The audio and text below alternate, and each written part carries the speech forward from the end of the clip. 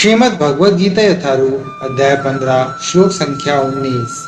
यो मामेवं सम्मूढो जानाति पुरुषोत्तमं स सर्वविद् भजति माम सर्वभावेन भारत।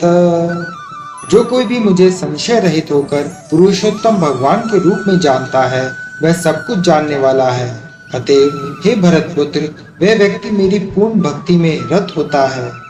तात्पर्य: जीव तथा भगवान की स्वाभाविक स्थिति के विषय में अनेक दार्शनिक ऊहापोह करते हैं। इस श्लोक में भगवान स्पष्ट बताते हैं कि जो भगवान कृष्ण को परम पुरुष के रूप में जानता है वह सारी वस्तुओं का ज्ञाता है। अपूर्ण ज्ञाता परम सत्य के विषय में केवल चिंतन करता जाता है, जबकि पूर्ण ज्ञाता समय का अपव्यय किए बिना सीधे कृष्ण भावनामृत में लग जाता है। संपूर्ण भगवद गीता में पग पग पर इस तथ्य पर बल दिया गया है। फिर भी भगवद गीता के ऐसे अनेक कट्टर भाष्यकार हैं जो परमेश्वर तथा जीव को एक ही मानते हैं। वैदिक ज्ञान श्रुति कहलाता है, जिसका अर्थ है श्रवण करके सीखना। वास्तव में वैदिक सूचना कृष्ण तथा उनके प्रतिनिधियों जैसे अधिकारियों से ग्रहण करनी चाहिए। यहाँ कृष्ण ने हर वस्तु का अंतर सुंदर ढंग से बताया है, अतएव इसी स्रोत से सुनना चाहिए। लेकिन केवल सूकरों की तरह सुनना पर्याप्त नहीं है। मनुष्य को चाहिए कि अधिकारियों से समझे, ऐसा नहीं कि केवल शुष्क चिंतन ही करता रहे। मनुष्य को विनीत भाव से भगवद गीता से सुनना चाहिए कि सारे जीव सदैव भगवान के अधीन है। जो भी इससे समझ लेता है वही श्री कृष्ण के कथा अनुसार वेदों के प्रयोजन को समझता है, अन्य कोई नहीं समझता।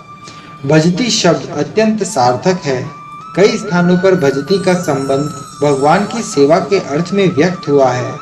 यदि कोई व्यक्ति पूर्ण कृष्ण भावनामृत में रत है, अर्थात भगवान की भक्ति करता है, तो यह समझना चाहिए कि उसने सारा वैदिक ज्ञान समझ लिया है। वैष्णव परंपरा में यह कहा जाता है कि यदि कोई कृष्ण भक्ति में लगा रहता है तो उसे भगवान को जानने के लिए किसी अन्य आध्यात्मिक विधि की आवश्यकता नहीं रहती। भगवान की भक्ति करने के कारण वह पहले से लक्ष्य तक पहुंचा रहता है। वह ज्ञान की समस्त प्रारंभिक विधियों को पार कर चुका होता है।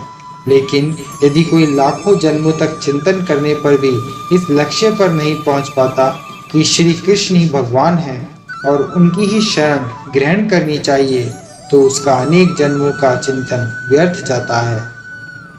हरे कृष्ण।